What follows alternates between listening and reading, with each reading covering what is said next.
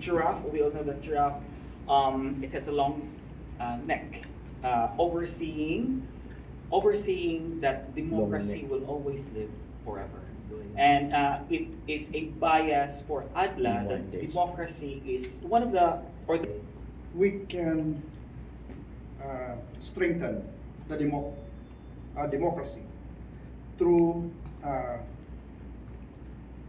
pwede nating sabihin magiging king tayo, magiging influencer tayo as long as ang values natin ay naka-anchor doon sa democratic processes. To add to that, while you are king, you are also an elephant that has strength and practical wisdom, ensuring also that you have that integrity not only amongst your group but even externally. Continuous. It is a practical wisdom. Where's your toy? It is a practical wisdom. My toy. It is a practical wisdom that we're gonna create trust and relationship among people. So we should build democracy on that.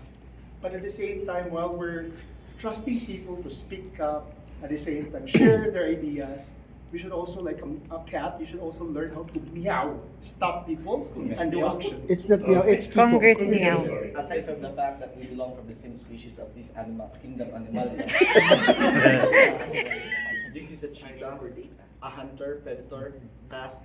Cheater. In application, as Adla must keep on hunting, must keep on adding, must keep on eating, must keep on looking very fast, very quick, those young potential leaders. Continue the story. In the kingdom of Animalia, there's the lion, the king of the jungle. The main function or role is to protect the entire kingdom.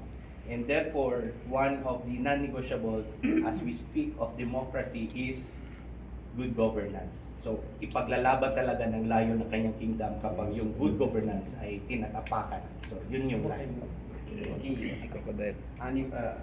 Crocodile, because hindi both in water and land. And of course, habang kumakain siya, lumalaki siya. Pero yung kinakain niya, hindi na kinakain yung pera ng mga tao. Kumakain siya ng nuggets para mas lumaki pa siya. Continue the story na yan.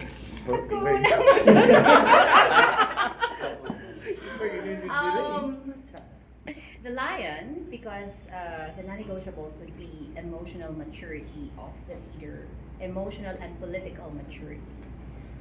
In a sense that the lion is able to submit to its lioness, giving importance to family, which are the basic units of community, and a community can only be as strong as the households that compose it. The scalability of heights depends on the leader's ability to know when submission and when dominance is needed.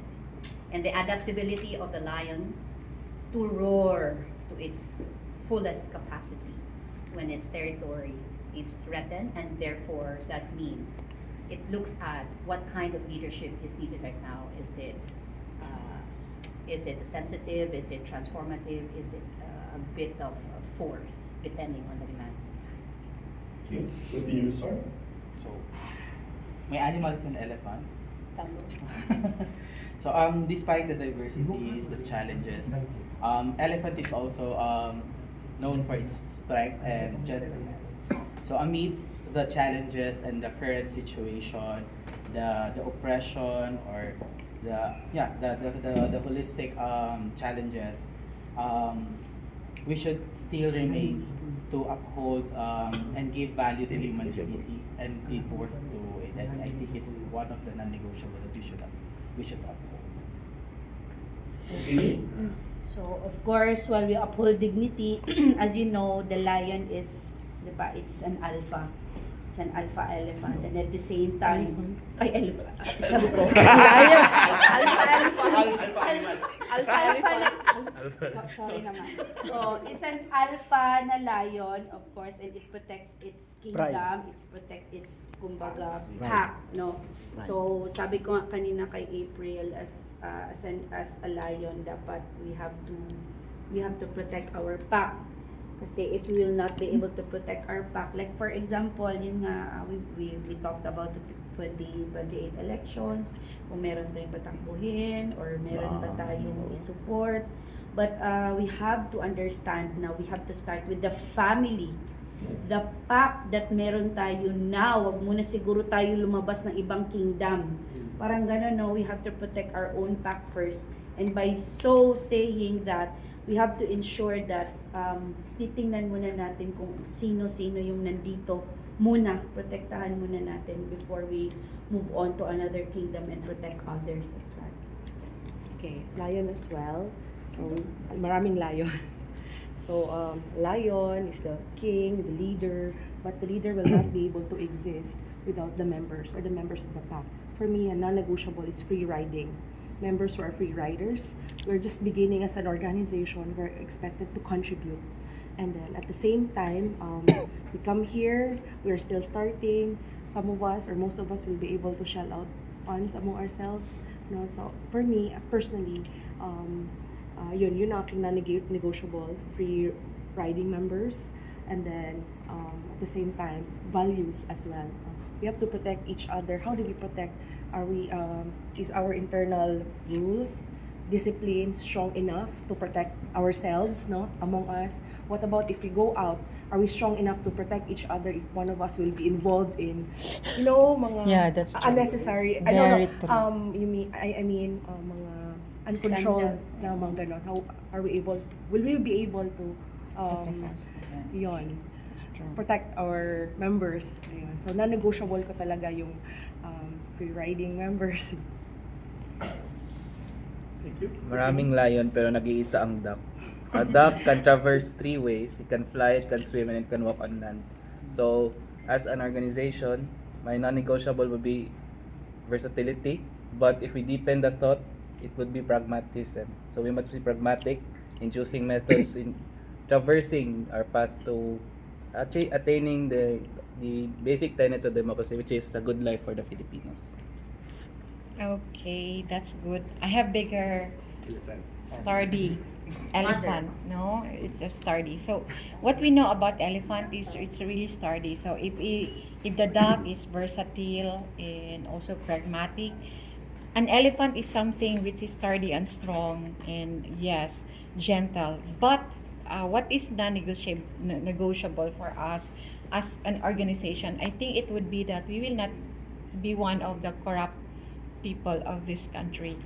It has always been said that corruption is really anti towards democracy. If there is corruption, then democracy will never flourish because it will not have the same impact that it has as it is envisioned. Robert Dahl said that one of the greatest achievement of democracy is that it is able to uplift the conditions of every people in that society. And if corruption is going to be in that way, then we will have to commit that we, as political players, political activists, will not join the force of this country and we will go against corruption. So corruption is the thing that should not we make ourselves be engaging into. So that's it. Okay. So let me present to you one of the member of the house, a crocodile.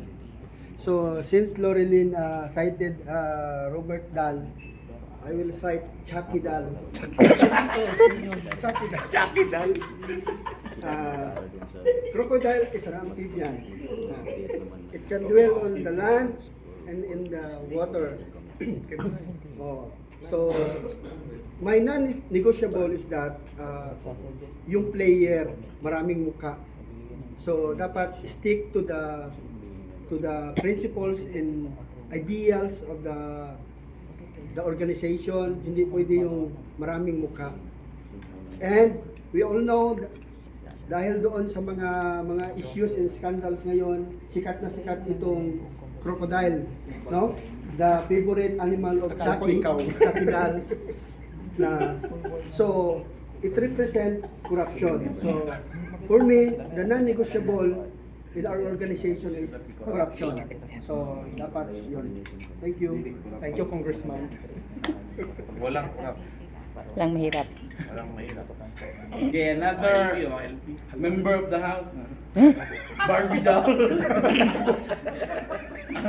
I mean, the crocodile is known to its biting power, right? So, I guess my non-negotiable for Adla is that it should not bite more than what it can chew. So, I'm suggesting that every decision should be democratic, kamay raman ta. Basically, kung it will, parehato, there's a proposal na mag-sit po sa political entity should be voted upon, should be decided, should be deliberated upon. Every position that you fill in should use democratic principles, and we will respect any decision of that. That's my non-negotiable as a crocodile. Muna mga dal. Madali. Barbie doll. Barbie doll. Kay Ray na itong Barbie doll. Kani, First training of gender sensitivity. Layon pa rin. well, kani, no, very underrated nga animal. Slowpoke, no?